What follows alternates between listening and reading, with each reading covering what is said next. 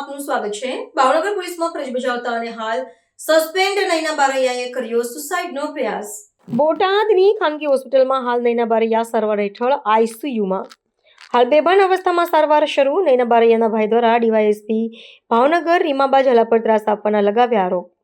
છેલ્લા 3 મહિનાથી હેરાન કરતા હોય અને ખોટી ફરિયાદ કરી બદનામ કરતા હોય આ પગલું ભર્યું હોવાનું નયનાબેનના ભાઈ દ્વારા આપવામાં આવ્યું નિવેદન। રીમાબા ઝાલા સહિત અન્ય લોકો પર અમે ફરિયાદ કરશું તેવું આપ્યું નિવેદન। રીમાબા ઝાલા સહિત તમામ વિરુદ્ધ કાયદાકીય કાર્યવાહી બાદ યોગ્ય તપાસ થાય તેવી પરિવારની માંગ। નયનાબેન નાનજીભાઈ બારિયા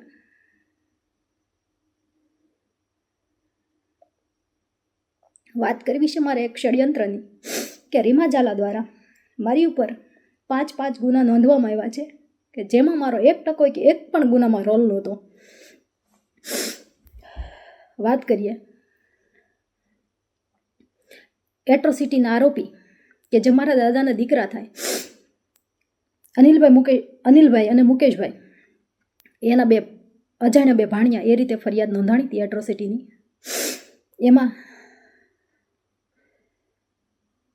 મારા દાદાના દીકરાએ કે જે એટ્રોસિટીના આરોપી છે એણે 3/10/2025ના રોજ પિટિશન દાખલ કરેલી અને આરોપીના નામ સામેથી જાહેર કરેલા। અક્ષય અને ચિરાગના નામ અજાણ્યા જે 2 ભાણિયા હતા એના અક્ષય અને ચિરાગના 2 નામ જાહેર કરેલા। પછી પાર્થને 4 વાર નિવેદન લઈ જવા દેવામાં આવ્યો। પાર્થ જો આરોપી હોત તો એને તરત અટક કરી લેવો હતો ને, છતાં એને અટક કર્યો નહીં। 4 નિવેદન લઈને એને જવા દેવામાં આવ્યા। મારા દાદાના દીકરાએ 3/10 પિટિશન દાખલ કરી, એમાં આરોપીના નામ જાહેર કરી દીધા, છતાં 12/11ના રોજ પાર્થને અમારા ઘરેથી પકડીને આરોપી બનાવે છે। બનાવે એવો આખો છે કે જે દિવસે મારા ઘરેથી પાર્થની ધરપકડ થઈ એ દિવસે મારી માસીની દીકરીનો ભાણિયો એક્સપાયર થઈ ગયેલો હોય અને હું પીપરલા ગામે ગયેલી હતી લૌકિક કામથી। હું કોબડી ટોલનાકાથી પસાર થઈ મારી ગાડી રોયલ પાર્કમાં હું જ્યાં રહું છું એ સોસાયટીમાં સીસીટીવી છે। પાર્થ અને ઉષા હું ઘરે પહોંચી એના 30 મિનિટમાં મારા ઘરે આવે છે, 15 મિનિટમાં ઘરે આવે છે। હું 30 મિનિટ જ થઈ હતી પહોંચી અને ઘરે પાછળ તરત પેરોલ ફરલો સ્કોડ આવે છે। મને કે તમારા ઘરની ઝડતી કરવી છે। ઘરની ઝડતી દરમિયાન એ લોકોએ ગેટેથી જ વિડીયો સ્ટાર્ટ કરી દીધો હતો ઉતારવાનો મારા ઘરનો। મને કે મેં કીધું જી સાહેબ મેં કરી લો ઘરની ઝડતી। પાર્થને મેં એને સોંપી દીધેલ। પછી મને કે તમારો મોબાઈલ લાવો, મોબાઈલ આપી દીધો। પછી મને કે હાલો તમે, એટલે મેં કીધું સાહેબ મેં કીધું હું આરોપી થોડી છું। મેં કીધું હું આવું છું સાહેબ, મેં મારા ઘરે મરણ થઈ ગયું છે, હજી હું પહોંચી જ છું અને મેં તમે પહોંચો ત્યાં હું આવું છું। તો નહીં અત્યારે ને અત્યારે કે અત્યારે જ આવો એમ આ જ હાલતમાં। ત્યારે મેં પ્લાઝો પહેરેલો, નાઇટ ડ્રેસમાં હતી, એટલે મેં કીધું તો સાહેબ 2 મિનિટ ઊભા રહ્યો હું આવું છું। એની માથે મારી માથે ફરજ રૂકાવટનો ગુનો દાખલ કરી દીધો। હવે વાત એ રહી કે મારા ઘરેથી બોટલ દર્શાવી, મારા ઘરમાં એન્ટર થયા ત્યારથી વિડીયોગ્રાફી એ લોકોએ શરૂ કરી હતી। તો મારા ઘરેથી બોટલ મળી એનો વિડીયોગ્રાફી એમાં હશે। હું કહું છું સાહેબને રિક્વેસ્ટ કરું છું કે વિડીયોગ્રાફી બહાર વાયરલ કરે। મારા ઘરેથી જો વસ્તુ મળી તો એની વિડીયોગ્રાફી મને આપે, વાયરલ કરે મતલબ। અને મારા ઘરેથી બોટલ મળી, મારા કબજામાંથી બોટલ મળી, તો પાર્થ અને ઉષા આરોપી કેમ બને? એક બોટલમાં 3 આરોપીના નામ નાખવા, જેના કબજાનો હોય એની માથે હોય। પાર્થને ઉષાને શું છે? મારા ઘરેથી બોટલ મળી જ નથી। મારા ઘરેથી બોટલ મળી તો વિડીયોગ્રાફીમાં કેમ નહીં?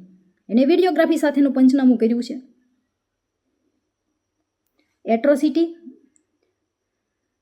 ફરજ રૂકાવટ અને બોટલ, મને 15 તારીખે ખબર પડી કે મારી માથે ગુનો દાખલ થવાનો છે, એટ્રોસિટીમાં મને આરોપી બનાવવાની છે અને મારી જેલ એન્ટ્રી છે, જેના કારણે 15 તારીખે હું ફરાર થઈ ગયેલી. મેં આગોતરા જામીન મૂકેલા. હું મુંબઈથી મતલબ અમદાવાદ આવતી હતી. એ દરમિયાન મુંબઈ અને સુરતના ટોલનાકા વચ્ચે પીઆઈ જેબલિયા સાહેબ અને સ્ટાફ સાથે ઊભા રહી ગયા. હું અલ્ટિકા કારમાં આવતી હતી. મારી સાથે 2 બ્રાહ્મણ ભાઈઓ હતા.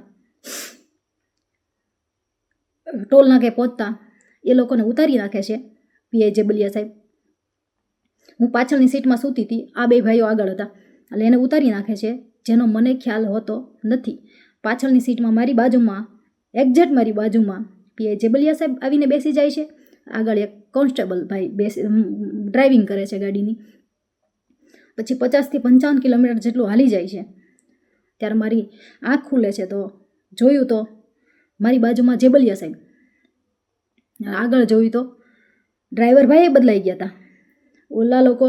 પછી મેં પાછળ જોયું તો પાછળની નંબર પ્લેટ વગરની ગાડીમાં, ક્રેટા ગાડીમાં મારી આરે જે 2 ભાઈઓ બ્રાહ્મણ હતા એ ક્રેટામાં હતા. એટલે મને ખબર પડી ગઈ કે હવે મારો તો આખો ધરપકડ થઈ ગઈ. એટલે મેં કીધું સાહેબ, મને કે મોબાઈલ આપો, મોબાઈલ આપજો. મેં કીધું સાહેબ, મેં કીધું ધરપકડ કરી જ લીધી છે. મેં કીધું એક કોલ કરવા દો. મેં મારા ઘરે હું કહી દઉં કે મારી ધરપકડ થઈ ગઈ છે, કોઈ ચિંતા ન કરતા એમ. મને કોલ ના કરવા દીધો. પછી કાંઈ વાંધો નહીં, મેં કીધું, મેં કે સાહેબ, મેં રિક્વેસ્ટ કરી કે સાહેબ હું કોઈ ટેરરિસ્ટ નથી, હું આતંકવાદી નથી, કે તમારે યાર આટલી બધી મિસબિહેવ કરો છો. તોય મને કે નહીં, કે ઉપરથી કે ના છે, કે હું તમને કોલ નહીં કરવા દઉં. કાંઈ વાંધો નહીં. પછી મેં કીધું સાહેબ વોશરૂમ જવું છે. મેં 10 થી 12 વખત એમ કીધું સાહેબ મારે વોશરૂમ જવું છે. મને કોઈ જવાબ નહીં આપવા મળ્યો. 350 કિલોમીટર સુધી પાણી તો નહીં પણ વોશરૂમ સુદ્ધા મને નથી જવા દેવામાં આવી. એટલે મેં પછી એમ કીધું, મેં કીધું સાહેબ તમે આ રીતે મારી ધરપકડ ના કરી શકો. તમે મારું ધરપકડ નથી કરી, તમે મારું કિડનેપિંગ કર્યું છે. મહિલા પોલીસ કર્મચારી નહોતી. મેં કીધું હું આ બધું કોર્ટમાં કહીશ કે મારી યારે આવું તમે કર્યું છે. તમે મહિલા પોલીસ કર્મચારી વગર કર્યું છે ધરપકડ, અને નંબર પ્લેટ વગરની ગાડીથી કર્યું છે. અને ત્યારે મેં જોયું તો સૂર્યોદય નહોતો થયો, અંધારામાં ધરપકડ મારી કરી છે. કાંઈ વાંધો નહીં. પછી મને ભાવનગર થોડીક વાર હોય છે, 30-40 કિલોમીટરની વાર હોય છે. એટલે મહિલા પીએસઆઈ આવે છે અને મને એ ગાડીમાં, પોલીસની ગાડીમાં મને ટ્રાન્સફર કરે છે. કાંઈ વાંધો નહીં. પછી હું ને આ SC/ST સેલ મારી અટકાયત બતાવી દે છે તરત. ત્યાં બધું તૈયાર જ હતું. પછી મારી જેલ એન્ટ્રી 24/11ના રોજ જેલ એન્ટ્રી થાય છે. 3 ગુના ઓલરેડી નોંધાઈ ગયા. એટ્રોસિટી મદદગારી, પ્રોહિબિશન 1 બોટલમાં અને ફરજ રોકાણમાં 3 જેલ એન્ટ્રી થાય છે. એટલે મારો જે સામાન, હું ફરાર હતી એ દરમિયાન સામાન સીધો જેલમાં જાય છે. જેલમાં સરખી ઝડપી ન હોવાથી મારું સિમ ભૂલથી એ લોકોથી મારી બેગમાં રહી જાય છે. એટલે ઝડપી આવે છે અને મારી પાસેથી 1 સિમ કાર્ડ મળી આવે છે. અને જે મારી જેલ એન્ટ્રી 24/11/2025 થી 12/12 સુધી, 12/12/25ના રોજ સુધી ક્યારેય એક્ટિવેશન કે બિન અધિકૃત એનો ઉપયોગ કરવામાં આવેલ નહોતો. કે મને એ સમય દરમિયાન મારી એક પણ ચીજ જેલમાં આવવા દેવામાં આવી નહોતી, કે મારે કે સિવિલ આવેલી નહોતી, કે મારે કોઈ મુદત આવેલી નહોતી. તો એ સિમમાં મને આરોપી બનાવી દે છે અને એની 4થો ગુનો દાખલ કરી દે છે. જેલ અધિક્ષક સાહેબ કહે છે કે એની બેનનો એક્ટિવેશન ટાઈમ જોવે છે તો પહેલાંનો આવે છે, મારી જેલ એન્ટ્રી પહેલાંનો આવે છે. એટલે સાહેબ કહે છે કે અમારે ગુનો દાખલ કરવો નથી. રીમા ઝાલા કે ડીવાયએસપી પરાણે ગુનો દાખલ કરાવે છે અને ચોથો ગુનો મારી પર દાખલ કરાવી દે છે અને પછી મને જામીન મળે છે ભાવનગર પ્રતિબંધના. પહેલાં મહુવા ઓર્ડર કર્યો, પછી દાહોદ કર્યો અને મારે ભાવનગર પ્રતિબંધ હતો. તો હવે વાત એ રહી, આ સિંગલ મધર તરીકે મારી ફરજ હોય, મારી જવાબદારી હોય, મારે 9 વર્ષનું બાળક હોય અને આજ 3 મહિનાથી મારો બાળક સ્કૂલે ના ગયું હોય, મારું ઘર રીમા ઝાલા દ્વારા તદ્દન ખોટા ગુના દાખલ કરીને વેર વિખેર કરી નાખવામાં આવ્યું હોય, છતાં આજ 5મો ગુનો મારી માથે દાખલ કરી દેવામાં આવે છે. રીમા ઝાલાને જ્યારે હું મળવા ગઈ ને, મને પહેલી વાર જ્યારે બનાવ બન્યો ને ત્યારે પહેલી વાર મળવા ગઈ ને ત્યારે જ કીધું હતું કે તારી જિંદગી કે તારી અને તારા પરિવારની જિંદગી કે બરબાદ કરી દેશે.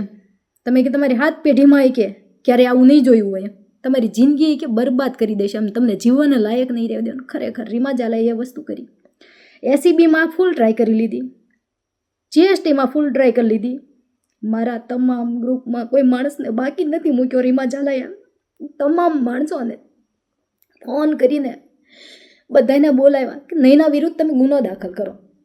એ માણસો પાછા મને કહે છે, મારી પાસે એના પુરાવાઓ છે. રીમા ઝાલા એમ કહે છે તમને એસપી સાહેબ દ્વારા સંપૂર્ણ મદદ મળી રહેશે, તમને આઈજી સાહેબ દ્વારા તમામ મદદ મળી રહેશે, એવું રીમા ઝાલા કહે છે. તમે ક્યાંય બિંદાસ, તમે ક્યાંય ડરોમાં, હું તમારી હારે છું, તમે નૈના વિરુદ્ધ ગુનો દાખલ કરો.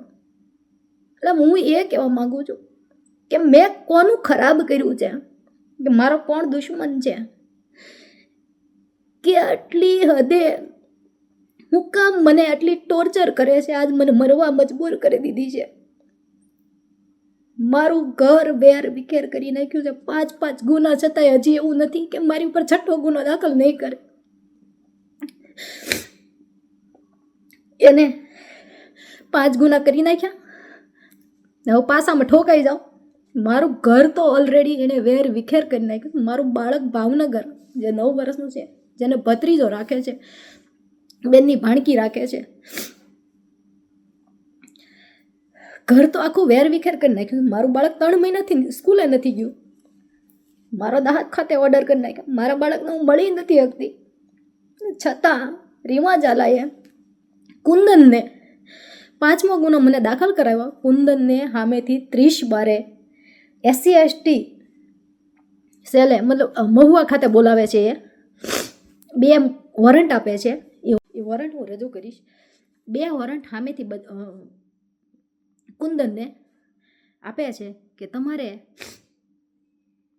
હાજર રહેવાનું છે, તમારે નિવેદન લખાવવા આવવાનું છે. તો મારી ઉપર 5મો ગુનો નોંધવો હોય તો કુંદન છે એ ડાઠા પોલીસ સ્ટેશન જઈને નોંધાવી શકતી હતી, પણ રીમા ઝાલા દ્વારા કેમ વોરંટ કાઢવામાં આવ્યું? એટલે આ માત્ર ને માત્ર એક ષડયંત્ર છે અને ષડયંત્રનો ભોગ મને બનાવી છે. મને રીમા ઝાલા હવે કોઈ સંજોગમાં જીવવા નથી દેવું. 5 ગુના નોંધી નાખ્યા છે, મારું ઘર વેર વિખેર કરી નાખ્યું છે, જેથી ડીવાયએસપી રીમા ઝાલાના કારણે હું આ સુસાઇડ કરું છું. મને જીવતા તો ન્યાય નથી મળ્યો, પણ આશા રાખું છું મર્યા પછી મને ન્યાય મળશે. 5 ગુનામાં કે જે મારો 1% રોલ નથી હોતો, ત્યાં એક પછી એક ગુનાઓ નોંધે છે રીમા ઝાલા, અને હજી રીમા ઝાલા કેટલા ગુના નહીં નોંધે એની હજી મને ખાતરી નથી. હાથ ધોઈને પાછળ પડી છે. હવે મને અવશ્ય જીવવા નહીં દે, મારે જીવીને હું કરું. રોજ મારો મુદ્દો એક પછી એક ગુનામાં ફિટ જ કરવા મળી છે. હું મારી જિંદગીનો અંત લાવું છું. હું અત્યારે સુસાઇડ કરું છું. એની જવાબદાર માત્ર ને માત્ર રીમા ઝાલા છે. મને યોગ્ય ન્યાય આપવામાં આવે. બસ જય હિન્દ, જય ભારત.